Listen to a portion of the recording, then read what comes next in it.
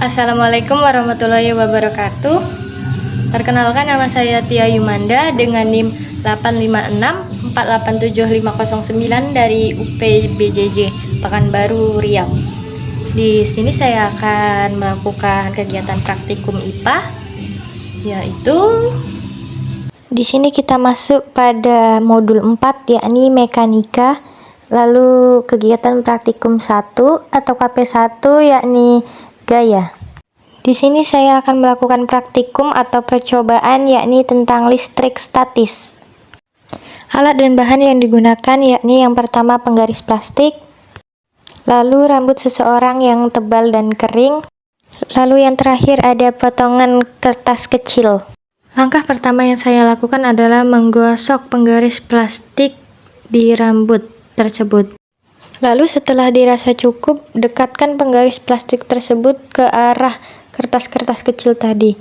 Maka kertas kecil tersebut akan terangkat dan menempel di penggaris plastik. Nah, itulah tadi contoh dari penerapan listrik statis. Apa itu listrik statis? Listrik statis yaitu suatu kumpulan muatan listrik dalam jumlah tertentu yang tidak mengalir atau tetap, atau disebut statis. Kenapa hal ini bisa terjadi? Karena penggaris plastik yang telah digosokkan ke rambut adalah gaya listrik statis. Saat penggaris plastik digosokkan ke rambut yang kering, terjadi perpindahan elektron. Rambut akan melepaskan elektron dan menjadi bermuatan positif, sementara penggaris plastik menerima elektron dan menjadi bermuatan negatif. Fenomena ini menghasilkan penumpukan muatan listrik yang tidak mengalir, yang disebut listrik statis. Ketika penggaris yang sudah bermuatan negatif didekatkan pada potongan kertas kecil yang bersifat netral, muatan negatif pada penggaris akan menyebabkan pemisahan muatan atau polarisasi pada kertas. Sisi kertas yang dekat dengan penggaris akan terinduksi menjadi bermuatan positif karena adanya sifat dasar listrik yang menyatakan bahwa muatan yang berlawanan jenis negatif pada penggaris dan positif terinduksi pada kertas akan saling tarik-menarik. Potongan kertas pun tertarik ke arah penggaris plastik tersebut.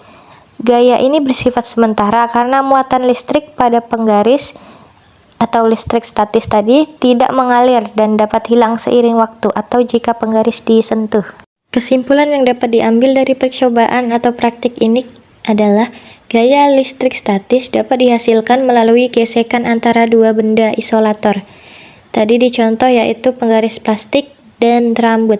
Dan gaya ini mampu menarik benda-benda ringan seperti kertas yang awalnya netral. Penggosokan menciptakan listrik statis dan listrik statis inilah yang menjadi gaya tarik.